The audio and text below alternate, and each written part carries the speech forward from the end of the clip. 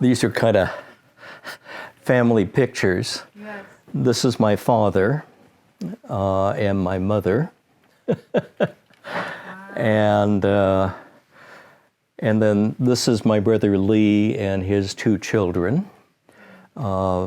His wife has passed away. And then these are pictures with my 2 brothers, Eugene. Leland's on the left, Eugene's the eldest, and I'm on the right. I am Donald Hayashi, and I'm retired, but I am the president of the Dayton chapter of the Japanese American Citizens League.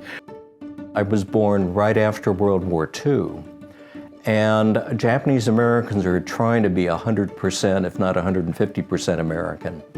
And so by giving me a middle name that starts with an L, because L is not a sound that is common to the Japanese language. I think they named me Lyle as a way of saying that I was American as opposed to Japanese. Well, my dad was a Methodist minister. He was at the Japanese Methodist Church in Portland, which later became known as Epworth Methodist Church, now Epworth United Methodist. But the parsonage was the second story of this Victorian home. And it had, I guess, been a dance studio at one time. And so they had added a room on kind of to the side and the back of the house. And that was the sanctuary. It was 43 steps up to the second story. And that was my first home. It was right after World War II. And at the start of World War II, there were 4 Buddhist churches in town, just 1 Christian. But all the Buddhist priests had been rounded up by the government shortly after December 7th. And so my father kind of became a spokesperson for the Japanese American community with the government officials that were incarcerating Japanese. A year or 2 after the incarceration, the military folks said, you know, these young people want to continue their education. Let's allow them to leave to go to school. And they set up an advisory council that had to determine who were trustworthy, who were law-abiding, who would not create problems.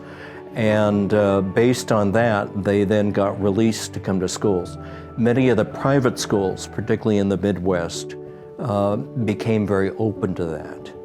And so they came to places like Antioch College, Wittenberg University, Miami University, which is a state school. And that's why many came here. I think for most Japanese Americans, particularly in the midst of World War II, they found the Midwest to be more accepting, more hospitable. There wasn't that anti-Japanese feeling. If anything, people simply didn't know who Japanese Americans were. It's still helping people to understand who we are. Most people, you know, if you're white or you're black, they kind of know who you are. But when you're Asian, you're really seen as other. And in most cases, you're still seen as being foreign born. And when I tell them that I was born in the United States, the next comment usually is, "My, but you speak English good." And that's the only language I was taught. And my education is all English in America. So, you know, I have to tell them that, you know, my life experiences are not all that different from others. But I also have a great pride in my cultural heritage.